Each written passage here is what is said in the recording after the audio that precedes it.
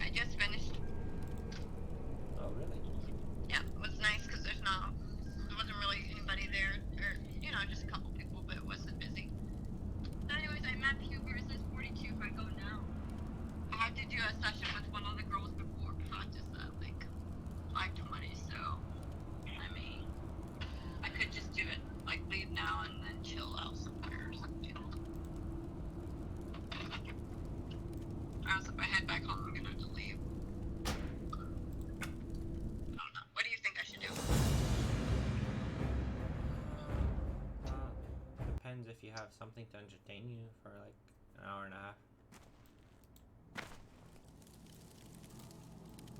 I have to find something. Technically, I'm gonna be at the field by 5 something. You know, Strength and honor. Quite well, friend. Maybe a book in your car. I don't have a book. What you want? I'm gonna do have a book. Later.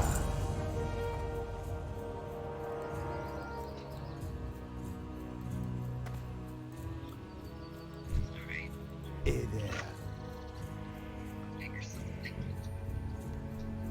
Say I'll get that 250 or something. Hello, I'll man. get gas. Figure something, so it's not really a big deal.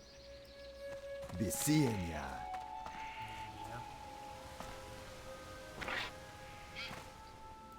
Oh.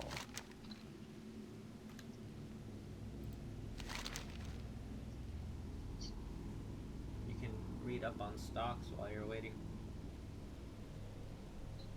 Yeah, that's definitely what I like to do.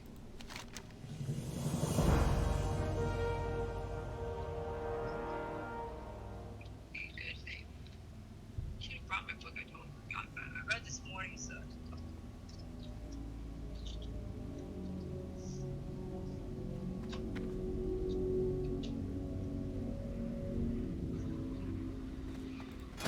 Just I don't want to drive through traffic, so I'm really terrible at driving through it.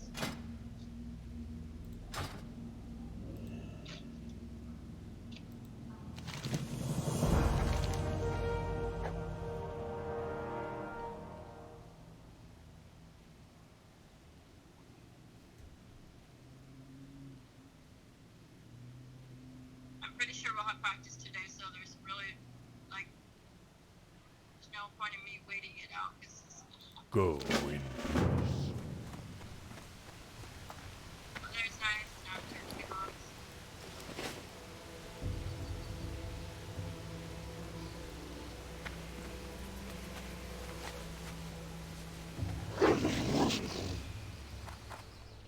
Imagine if you were training. How you doing, man?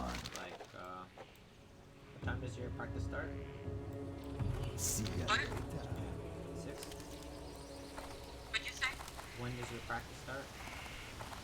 I told you at 6 o'clock. I'm supposed to privately train one of the girls at 5:20. If you were here, you could leave like 4:45, you know? What? If you were training here in Concord, you could leave at like 4:45. Like I told you, I'm gonna just finish this season up. Then I won't have to make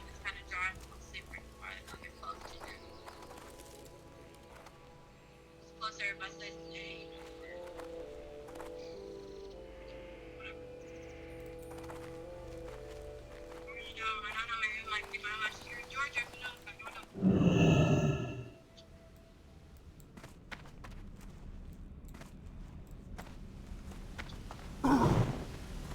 That's how life Please, gets friend. unexpected.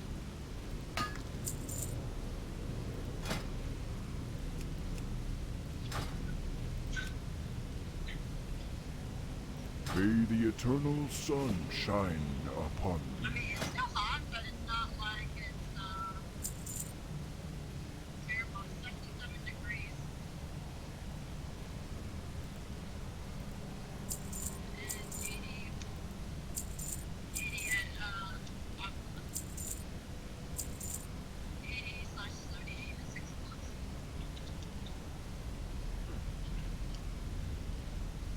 Really decent weather.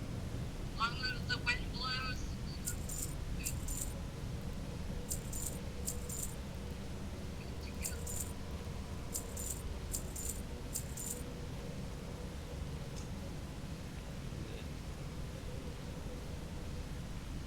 You need to get sunscreen because otherwise broke too. Ancestors watch. So I have a game at 7:55 tonight. I'm gonna leave my practice at 7:30 when it's done. And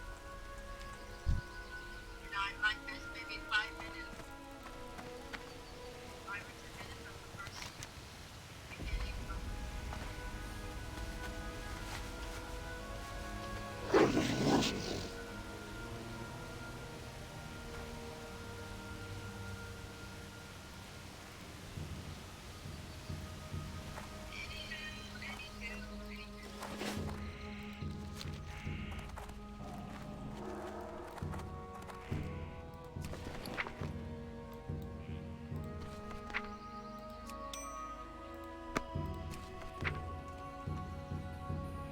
When are your games?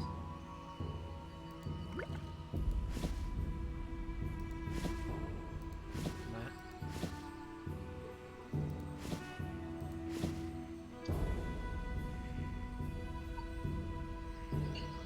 Maya? But When are your games tonight? I said I only have one game at 7:55. But I said I'm gonna run a little bit late because my practice doesn't end until 7:30. Maybe just be, I don't know, 20 something minutes to get there. So they know I'll be either like 5 or 10 minutes late after the kickoff. You're not gonna be home until Greetings, 9. traveler. Walk with the earth. I'm covering somebody's session today. You mean you're shadowing again, right? No, I'm covering one coach's session, but I'm providing our practices. But he has a large team. I don't. But it should be like What 30. are you talking about? You're combining your practices because then you'd be done by 8. There, 8. Greetings. Yeah, we'll be done at 8. And then I'm gonna go after that, go shadow the coach. Oh, okay. Which kind of is weird, because how can you shadow somebody you don't even know? I do that all the time when I meet people, like when I apply for jobs and stuff like that. It's not easy because it feels weird, but It's really no. weird. What are you supposed to do? Just hang out? Look from No, the... you stand where they're standing, you hear how they talk, you can't hear anything, you get closer to them. Like, you don't go from a distance because then they look like you're not, then it looks like you're not trying to get involved. So, the more you try to interact with the coach and say, hey, you know, what is your plans for, what are we doing today, you know, what is this drill, ask questions, you know, you get involved and then listen to what the players have to say, what the coach knows and stuff. They draws your attention. You know, it's just those kind of things like, it doesn't just mean standing next to him, it just means like moving the way, just be more observant of how he does stuff. To me, it seemed very creepy. Creepy, I mean, they know you're shadowing. If it's like they didn't know you're shadowing, you're just being a creeper, that's one thing. You know, if you're shadowing and you're actually wanting to participate and learn something there, then they cannot get mad. They, more than anything, it's more prejudice. So, I mean, go now.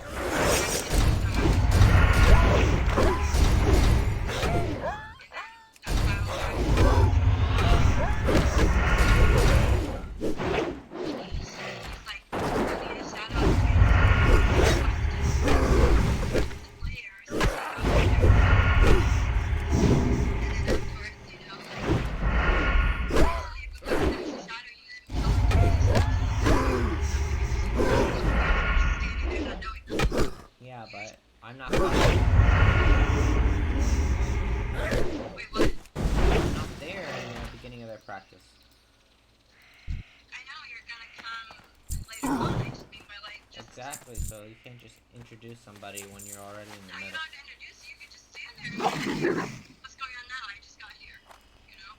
And then you say, hey, I'm working on a big skirmish with these guys. I want them to have, you know, one touch. I don't know, 3 passes, whatever execution. The thing is just to get involved and you ask questions and stuff, especially if he can help you, give you all the hints or, you know, help you out handling what works, what doesn't work. That would be a big key there, you know. So, I mean, I did get good advice from some trainers when I was at Yoga, what works, what doesn't with parents and players, sessions. But honestly, some things that they could have done better too, you know. I mentioned it to them. I probably would have said if they had asked me on their input. Some of them sometimes did ask me on the input and be like, so what do you think, or thoughts or anything, or what do you think this player could have done better, and then I'll give my input, but usually I won't because I don't want to overstep or whatever. But, like when I help Monica out, it feels weird because she's mainly the one coaching the younger girls, and I'll be there and I'll say a few things here and there, but she doesn't really ask me too much. But like when she would come to my games and stuff like that, I try to get her involved so that it would open up her eyes just a little bit to be like, hey, this is what I can do better. Getting me involved in her too. So I'm trying to explain that and show her that without having to say that to her, you know. And a lot of times she just like, for half the time talks, she just talks and she doesn't show any visuals, she doesn't put any phones out. And I'm just like thinking, these girls are gonna get confused as fuck. They don't even know what they're doing on the field. Like, why don't you just show them something that I didn't know was in YouTube? So I just show her how I do things.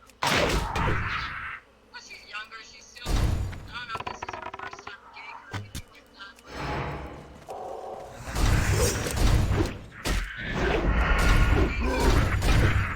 And now she's played it.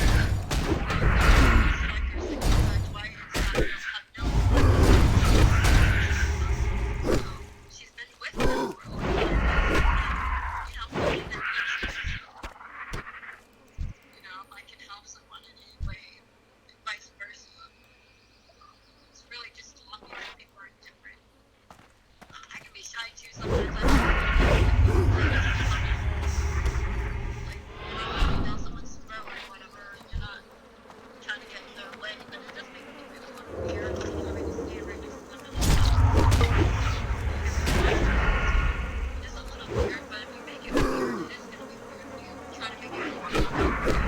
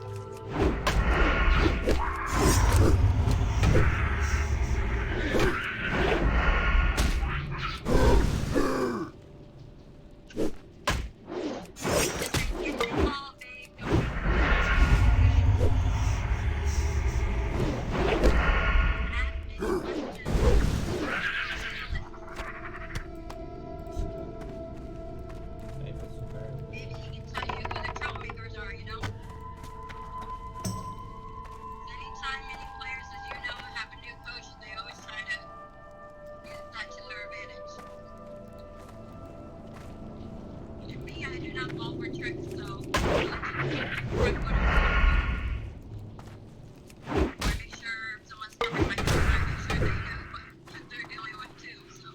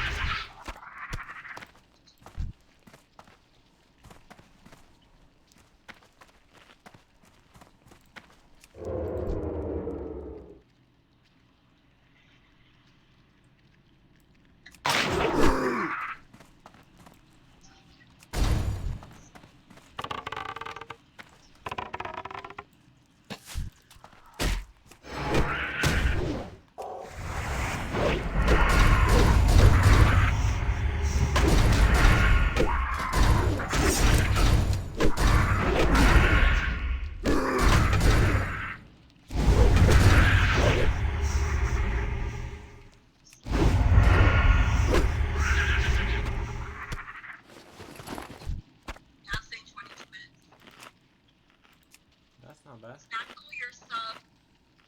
Conscious is falling. That's funny. Alright, you can talk with her. It's a billboard that says stop. Freaking no.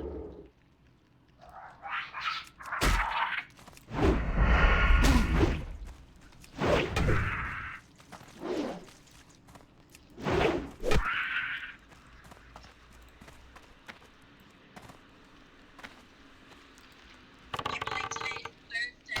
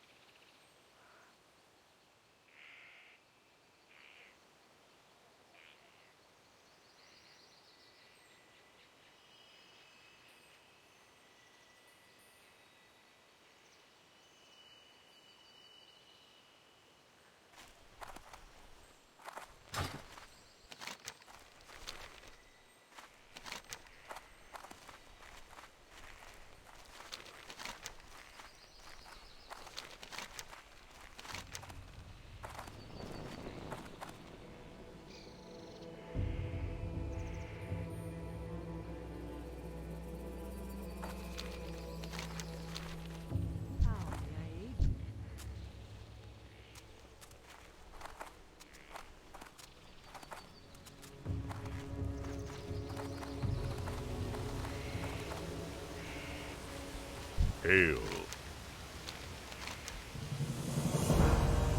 Farewell.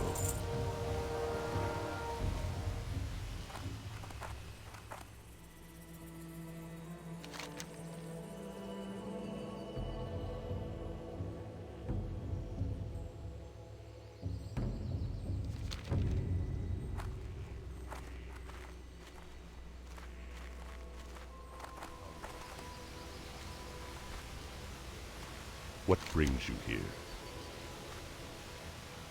Be careful.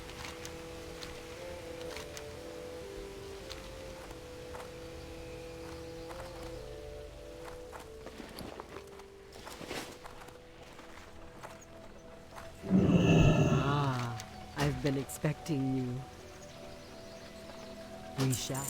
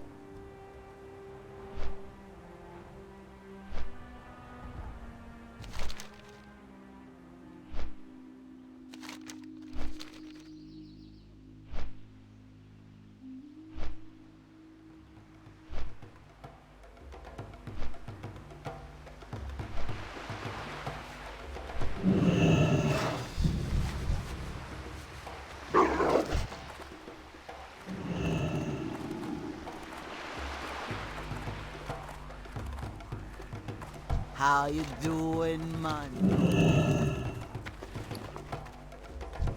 Talk to me.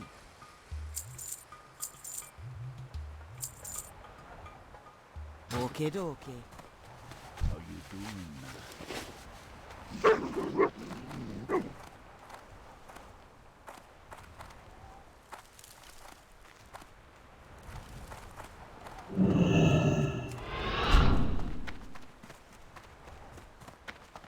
Peace, friend.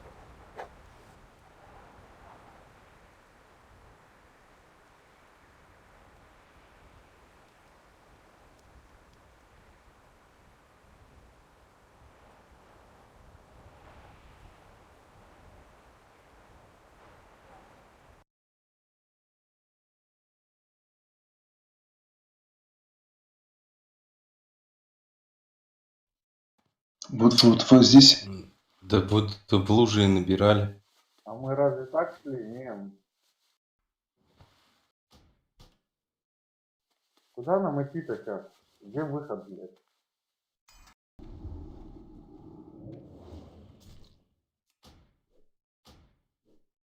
Блин, вот и сам отмазывайся теперь.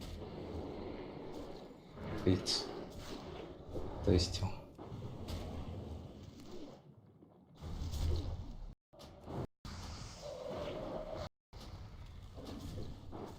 На обоих были. Вот кто-то применил на обоих водяные. Засчиталось, всем засчиталось.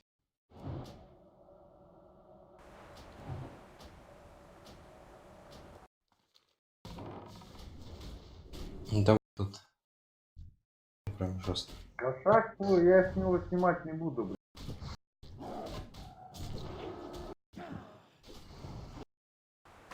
Go in peace.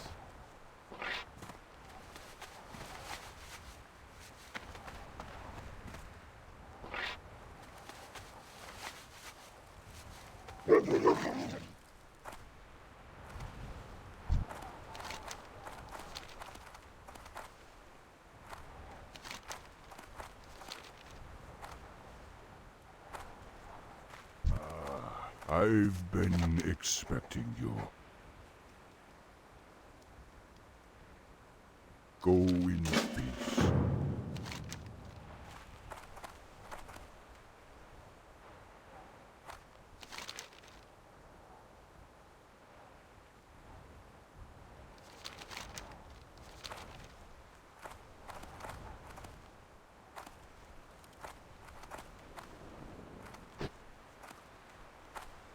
Don't be shy.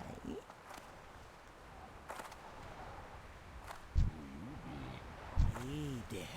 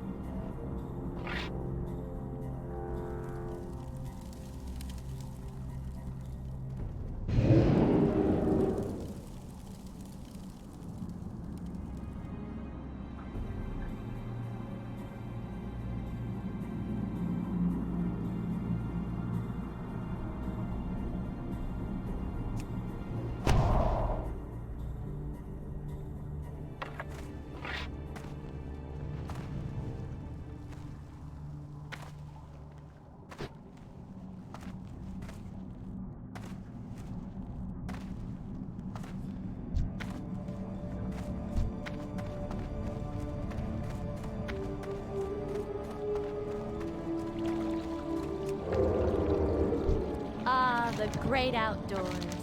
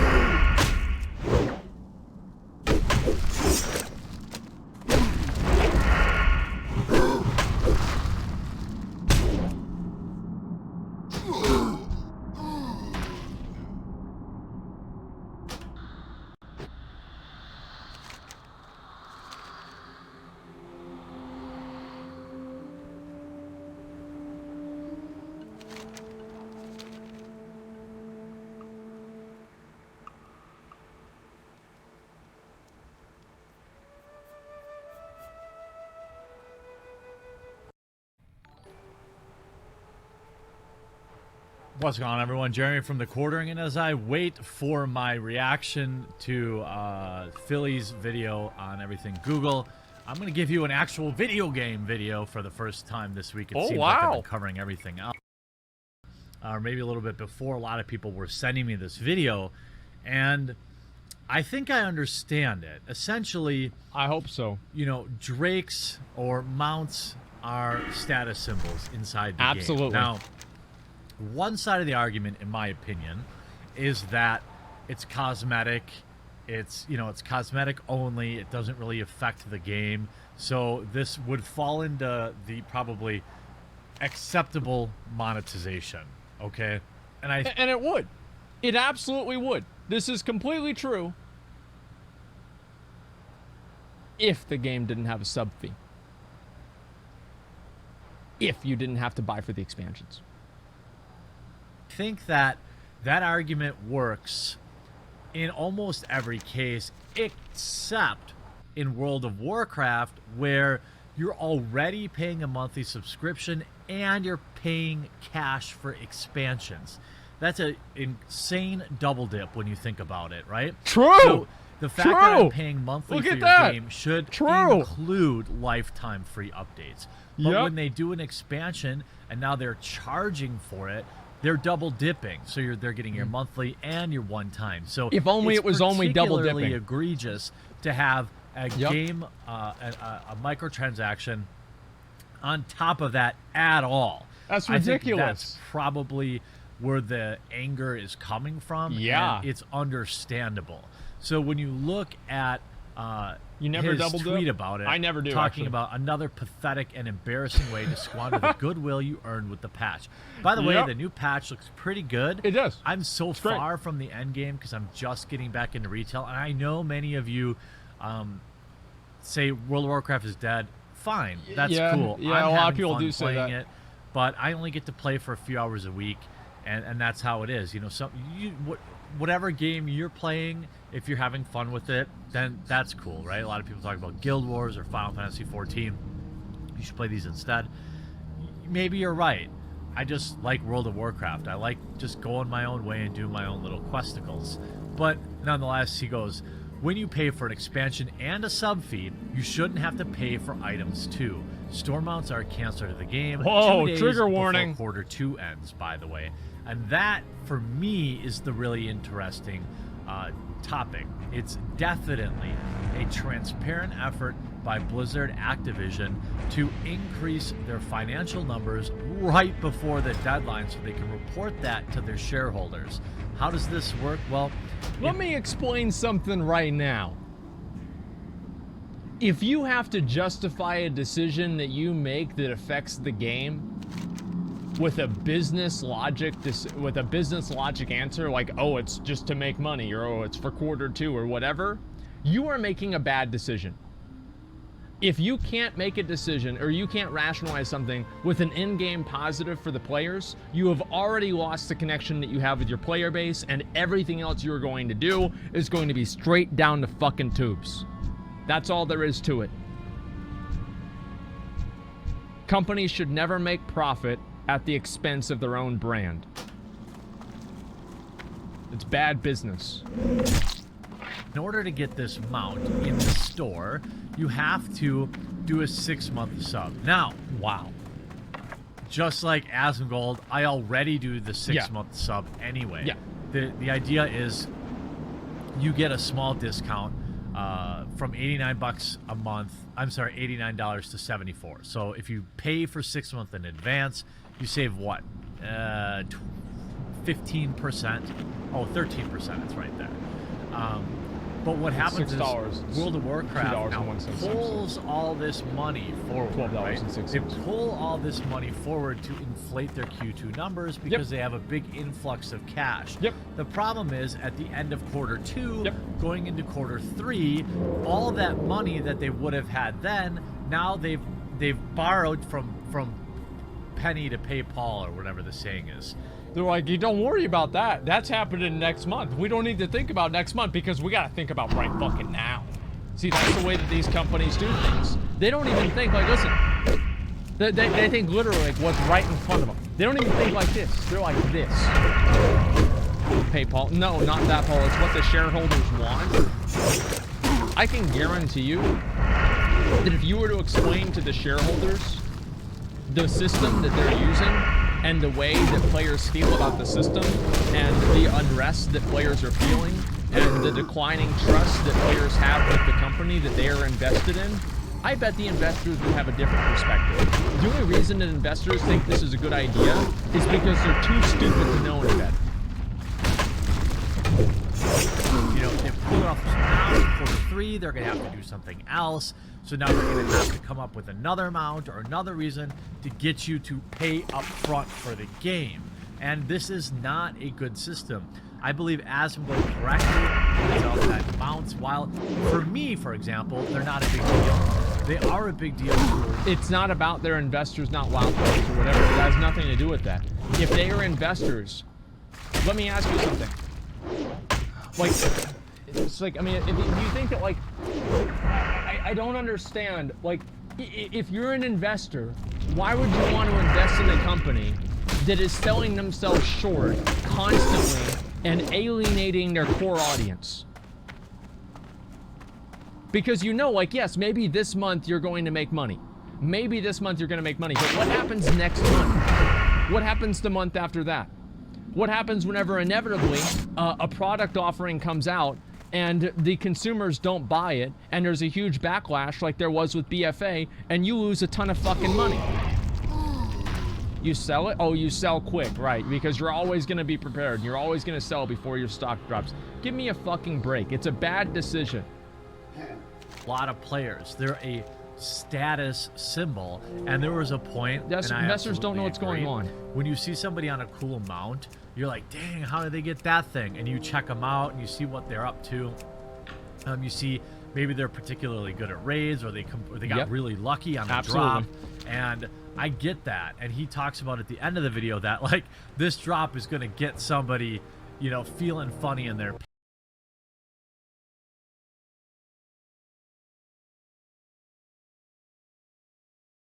Some people say that Classic WoW is a simple game, however there's quite a lot of hidden mechanics in the game that you are never told about. These are mechanics in the game that can give you a huge advantage over other players, and that the best players in Classic WoW are very familiar with. So with that being said, here are 5 hidden tricks in Classic WoW. Starting off at number 5 is leeway.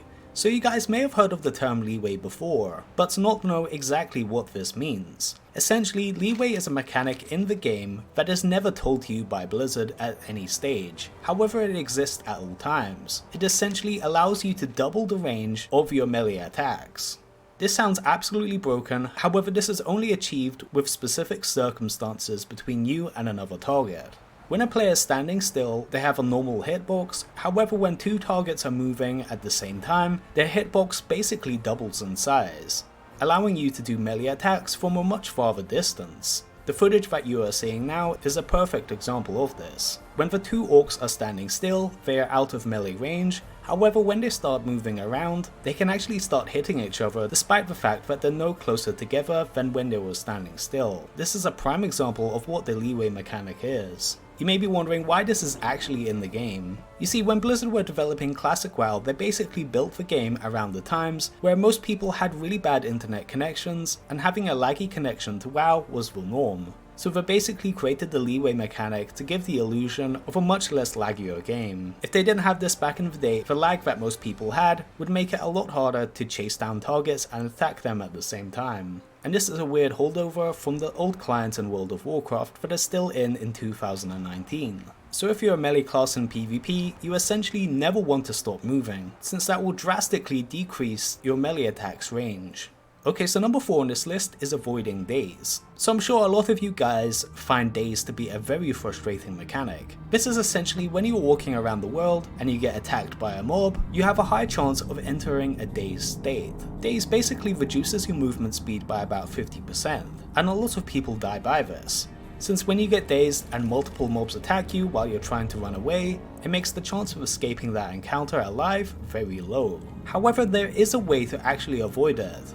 So if you guys don't know, the daze mechanic only triggers if you're not facing the target. If you are facing the target, you won't have a chance of being dazed. And this makes sense. When you're attacking a target while facing it, you never get dazed, but as soon as you turn your back to it and try to run away, then you get dazed. However, you can actually run away from a mob while facing it at the same time. By jumping to face the mob when it's about to attack you, while moving in a certain direction, you can completely avoid the chance of being dazed while running away from an enemy. I can't tell you how many times using this trick has saved me in the open world while I was trying to level up. Strafe jumping is literally a lifesaver in World of Warcraft Classic. If any of you guys didn't know about this before, you can try it out yourself. It's a bit tricky to get the hang of this movement, but if you can do it correctly, you can escape from most mobs without dying to being slowed down by the daze effect. Okay, so number 3 on this list is Tauren hitboxes. So I'm sure if you read the Tauren racial abilities on the character select screen,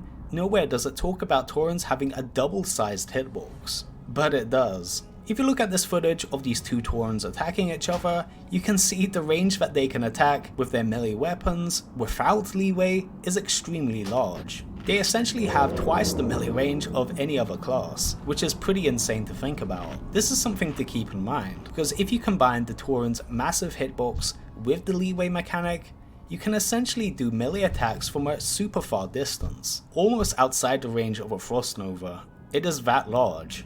This looks like a glitch, but this is actually an intended part of the game that a lot of people forgot about. Although that being said, Taurens are the only example of a different hitbox. Every other race in the game has the exact same hitbox. So a human, undead, troll, orc, and even a gnome have the same size hitbox except for a Tauren. It's kind of odd that this is the case. And it's worthwhile considering if you want to play a Tauren warrior, because this is definitely a big advantage. If you're playing in PvP, you'll be able to attack mages trying to run away from you from that further a distance. So essentially this is like a hidden racial that Taurens have that nowhere in the game does it actually tell you exists. So Taurens are actually better at PvP than most people would think, as a larger hitbox as a melee class is going to be an advantage. However, a larger hitbox as a ranged class is going to be a disadvantage.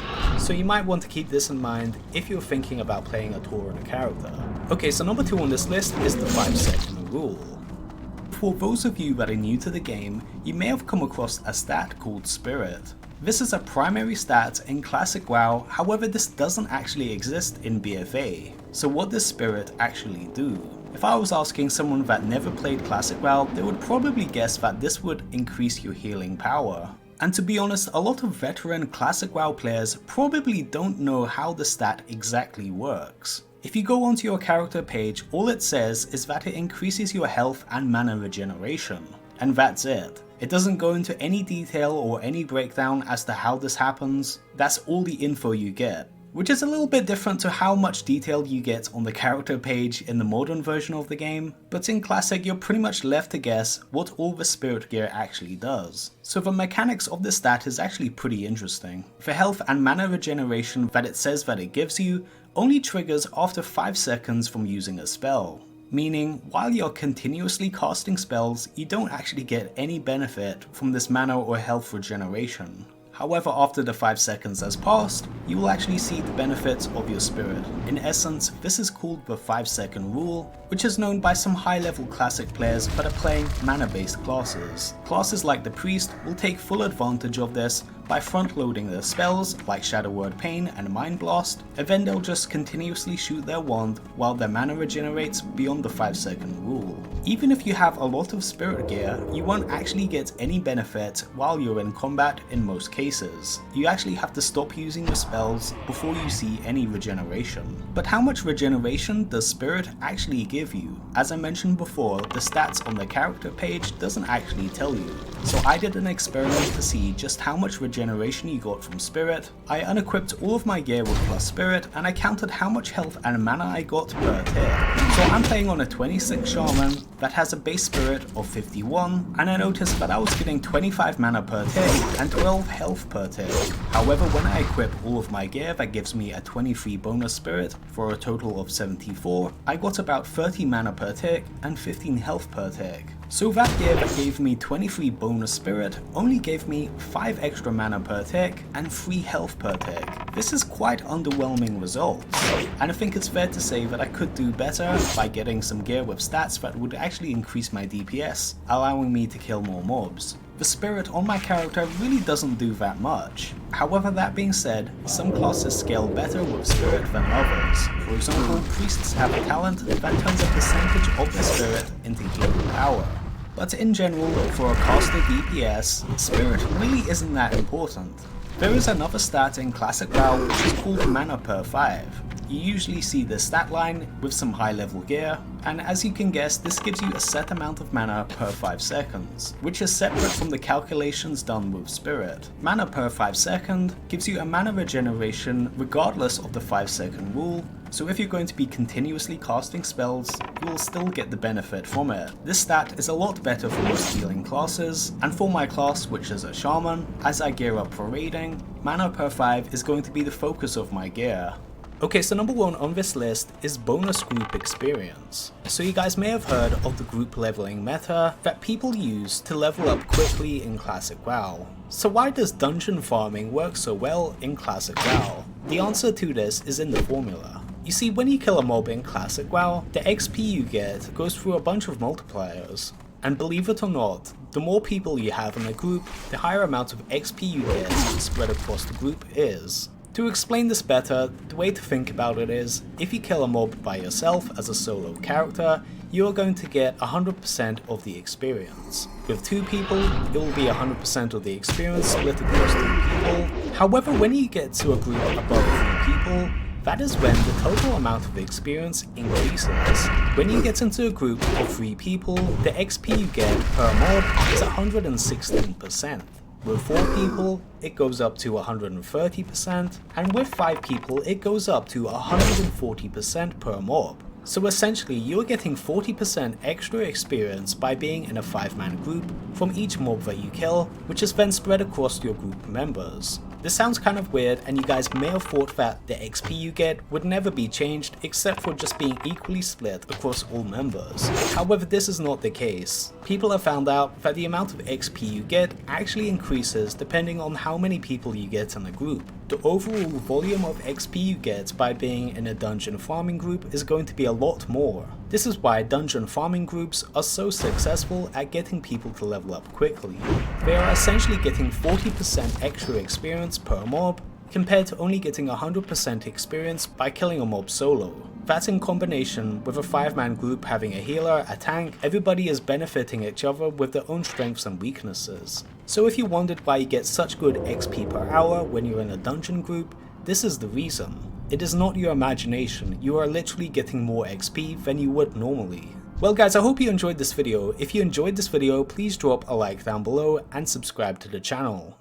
So with many people being exposed to the Classic WoW beta for the first time, people that didn't play back in the day are being exposed to the completely different gameplay of Classic WoW. Classic WoW is a very different game, and it's quite easy to make some big mistakes, so here are 7 mistakes new players make in Classic WoW. Starting off the list at number 7 is taking on too much. The first thing a lot of people that were used to playing Battle for Azeroth will notice is that in Classic WoW, mobs are quite a bit harder.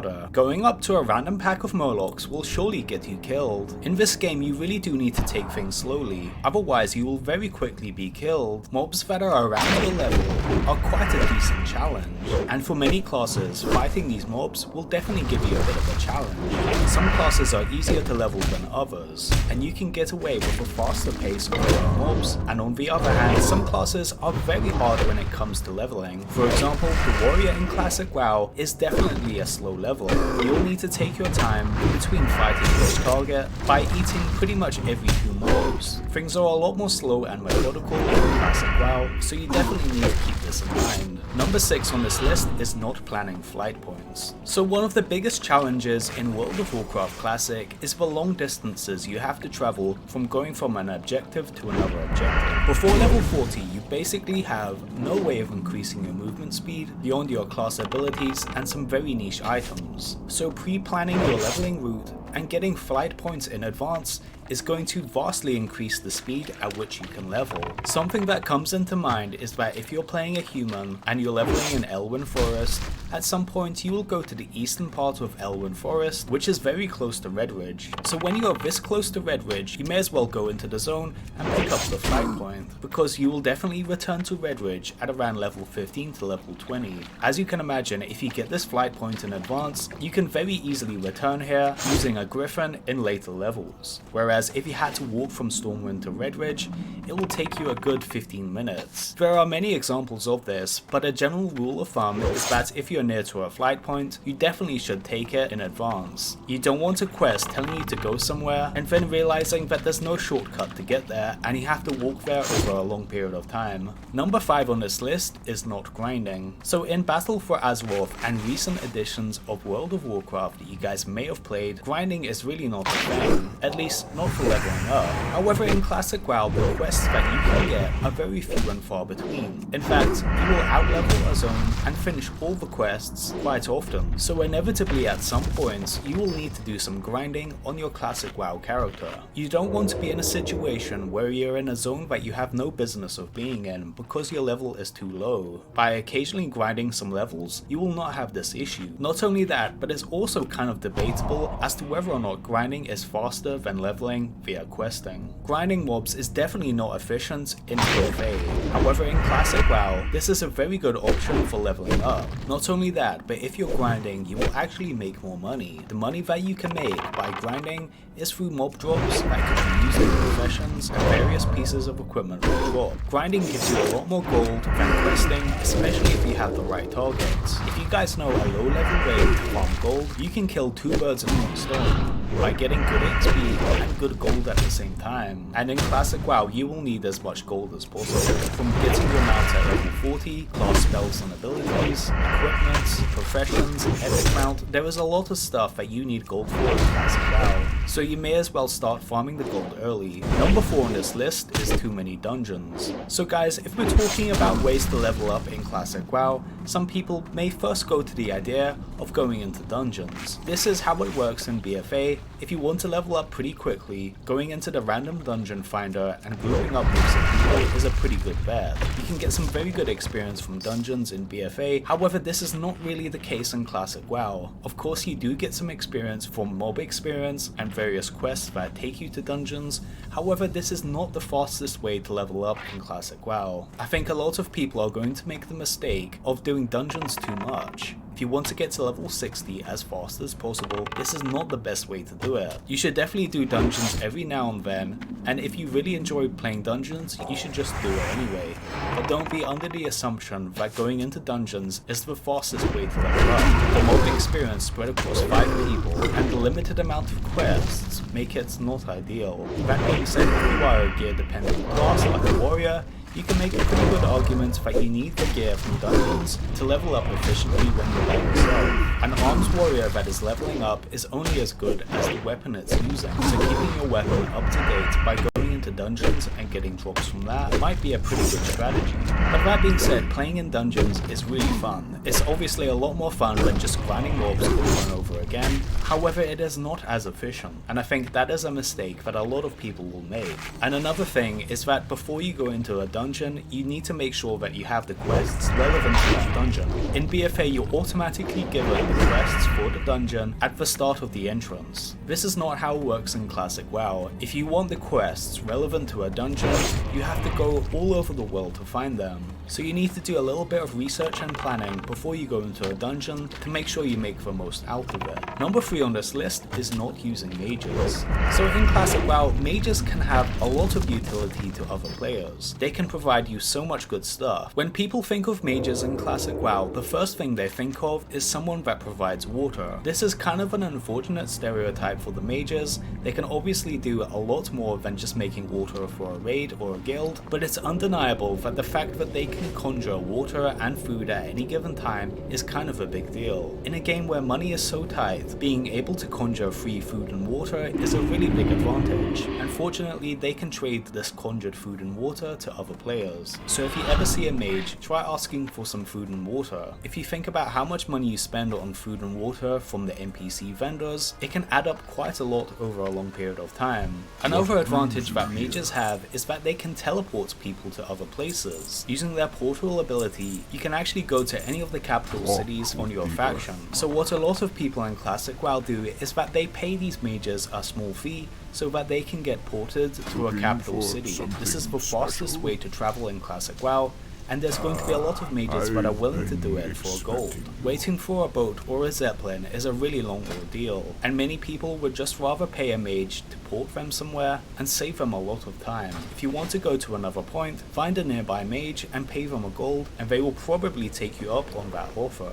Number 2 on this list is spending too much. Becoming rich is 2 parts. One part is how much money you make, and the other part is how much money you save. In Classic WoW, money is a big deal, and it's pretty hard to come by. The fact that you need to spend money on getting new spells is kind of a big deal. In BFA, you're automatically given new spells, and you don't have to spend a single copper on it. In Classic WoW, they cost money, and quite a lot of money. When you are near the level cap, you will probably be spending around 4 gold per spell to learn. That is kind of a lot, and considering how many spells there are in the game, you will be spending a lot of money on spells in Classic WoW. So a thing that a lot of experienced Classic WoW players do is that they only spend gold on spells and abilities that they really need. Not all spells in Classic WoW are equal. There are some spells and abilities that you will use all the time, and then there are some spells that are very niche and not that useful. So you can save a lot of money by only buying the spells that you really need to level up.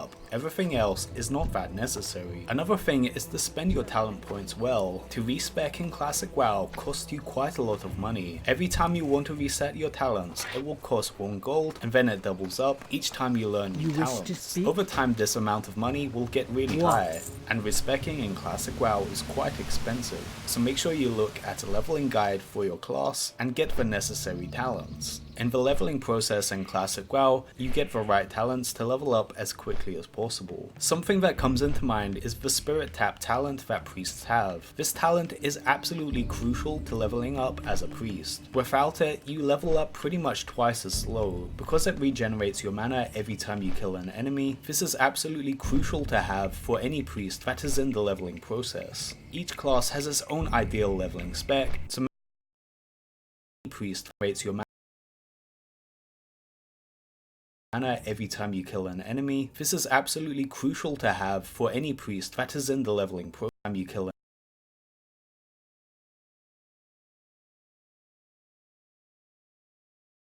an enemy. This is absolutely crucial to have for any priest that is in the leveling process. Each class has its own ideal leveling spec, so make sure you plan for that in the leveling process. So number 1 on this list is not having a hustle. In Classic WoW, you're constantly trying to get more money. In BFA, gold can't take you that far. The gear that you can buy and the consumables you need really do not cost that much money. In Classic WoW, that is not the case. You constantly need to be thinking about how to make gold in the game, whether that be through professions, a secret farming spot, or a cool little trick that only your class can do. Whatever the case, you need to find a way to make money in the game. You don't want to be the guy that hits level 40 and doesn't have enough money for a mount. And it doesn't stop there. After level 40, you need to start saving up for pre-raid best in slot gear, consumables for raids, and an epic mount that costs 1,000 gold. There is so much stuff that you need to buy with gold in this game, so having a gold farming method is extremely important. And of course, when Classic WoW comes out, I will come up with a bunch of guides for making gold in the game, so make sure you guys subscribe for that. Well guys, I hope you enjoyed this video. If you enjoyed this video, please leave a like down below and check out my other videos.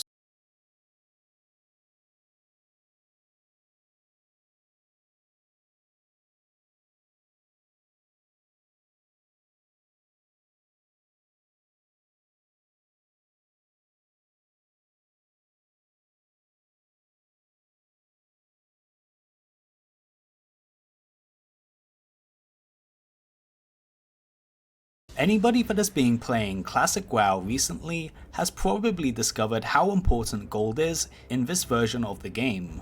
From the low levels to level 60 to an endgame raider, you're going to need gold no matter what. I have made videos about farming gold in Classic WoW, but in this video I'll give you guys some farming spots that not many people know about. And hopefully watching this video you guys can come up with some ways to get some gold in game, so let's get into 5 hidden gold farm spots in Classic WoW. Starting off at number 5 is Fang Keep. So I'm sure the majority of you guys have run this dungeon before and are wondering how this could actually be used to farm gold in the game. You see, Fang Keep is quite unique in the fact that it has a bunch of really expensive BOE blue items that are insanely good for the low level that you can get them. And when I mean good, I mean people are willing to spend hundreds of gold to buy one of these BOE items. So the trash mobs in SFK all have quite a big loot table, and unique to this dungeon, you can get some insane blue items. On average, there is about a 0.14% chance that any given trash mob in this dungeon will drop a BOE blue. There are approximately 85 mobs in SFK, so that would mean if you run SFK 7 or 8 times, you would have a very high chance of getting one of these blues. And the reason why this is important is because the blue items that you get here, a lot of them are used for best in slot items at level 19, which is going to be hugely in demand when Battlegrounds come out and people will want to twink in this bracket. So Battlegrounds aren't even out yet one of the items that you can get in this bracket. One of the items that you can get from Fang Keep I saw on the auction house on my server go for hundreds of gold. This is Fang, the best in slot main hand weapon for rogues in the 19 twink bracket. The mobs in SFK have about a 0.04% chance of dropping the Fang, and Fang is the most expensive and lucrative item that you can get. But that's not to say that there's not a bunch of other extremely valuable items in this dungeon. There's also the Assassin's Blade, which goes for a lot of gold as well, and that has a similar drop chance to Fang. To be honest, I'm not the right class to farm this dungeon. In fact, I'm pretty sure that you need to be a mage to do this properly, or at least the most efficient. But just keep in mind that if you run this dungeon, eventually you will get one of these expensive blue items, and hopefully this is one of the best in slot items for a level 19 twink, and you will become rich overnight. Although that being said, if you grind this dungeon and you miraculously get one of these drops, I would advise that you hang on to it until phase 3 comes out, where the demand for twink items will be at the highest.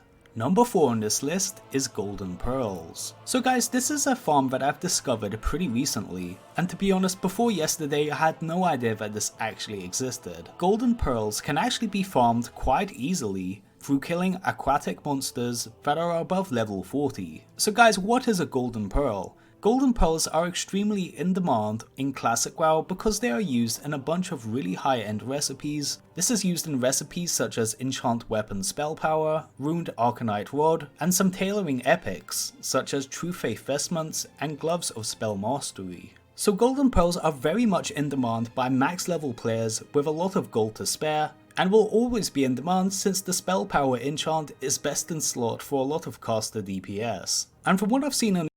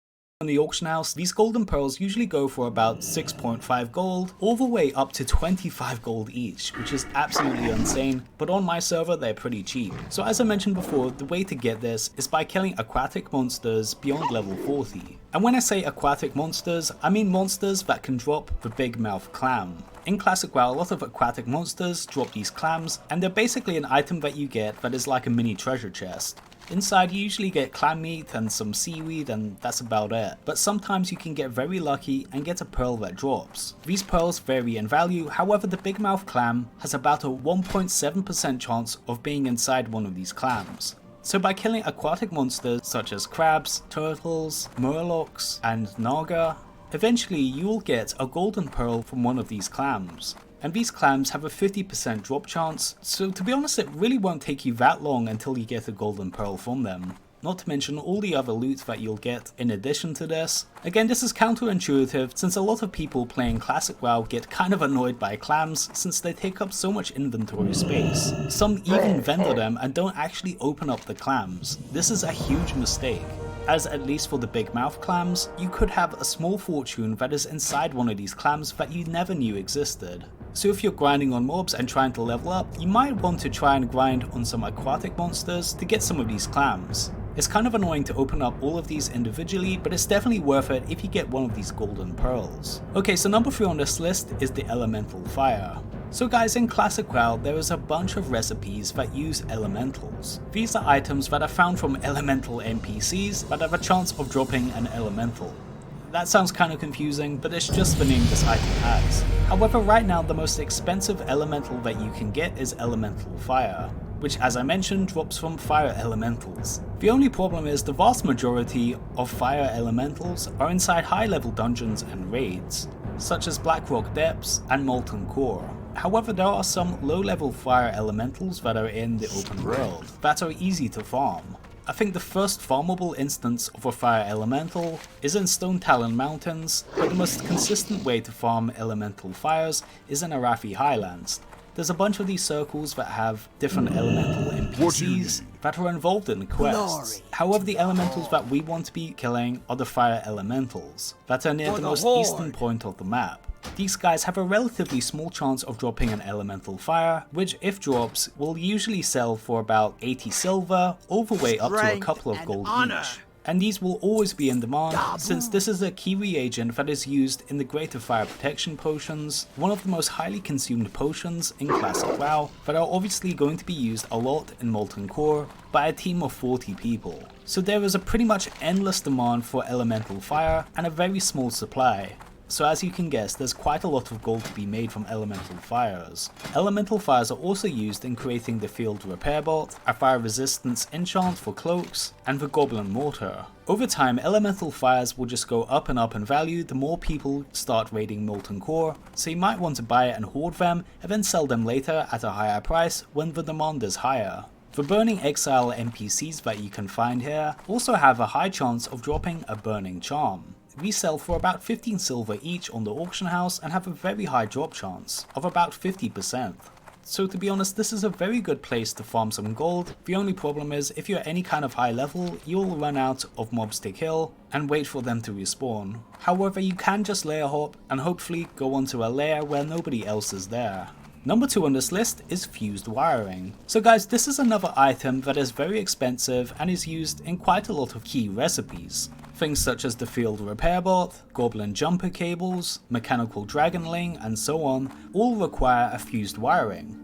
The only problem is there's very few ways to actually obtain a fused wiring in the open world. One of the most farmable ways to get a fused wiring is from the Venture Co shredders that you can find in Stranglethorn Vale. These guys have about a 6% chance of dropping a fused wiring, and depending on the server's age, can even go up to 5 gold plus. At the very least you should get 1 gold for it, but this is a pretty good item to get, especially for the level that you can acquire it, which is high level 30s. The only problem is that the Ventricle Shredders, there's only 3 that actually spawn, so you might want to farm these when it's off-peak hours to make sure that no one else snipes these Goblin Shredders. If you're fortunate enough to come here by yourself, you can pretty much farm these, get some good XP, and hopefully get a few of these fused wirings to sell on the auction house. I'm pretty sure that the price of these will go up over time, so like a lot of the things on this list, unless you need money now, you might want to keep hold of them in your bank.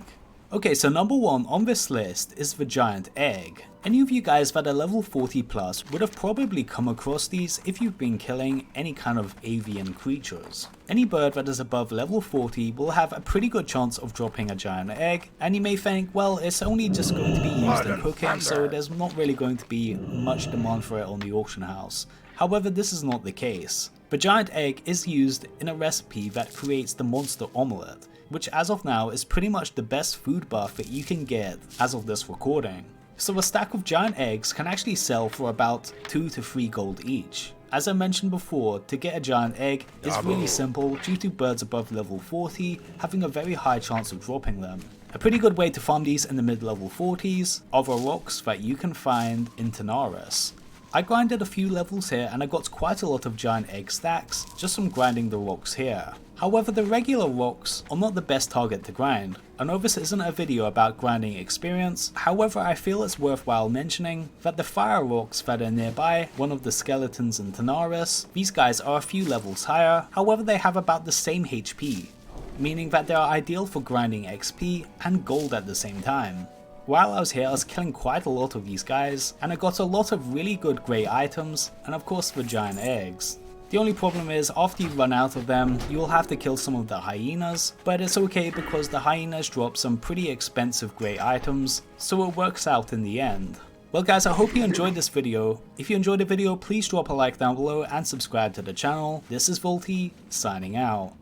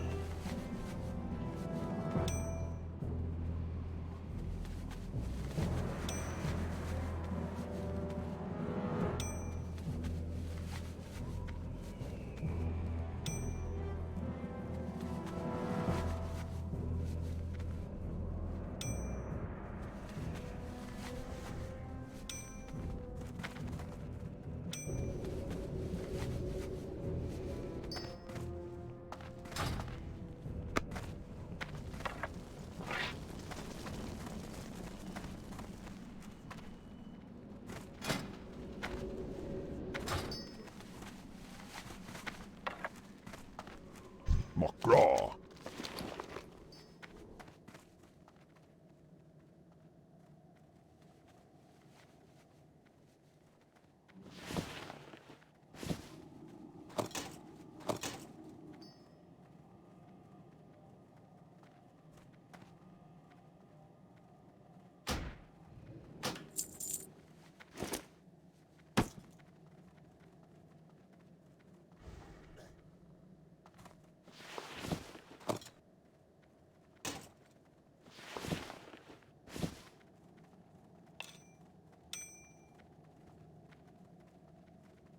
Be safe.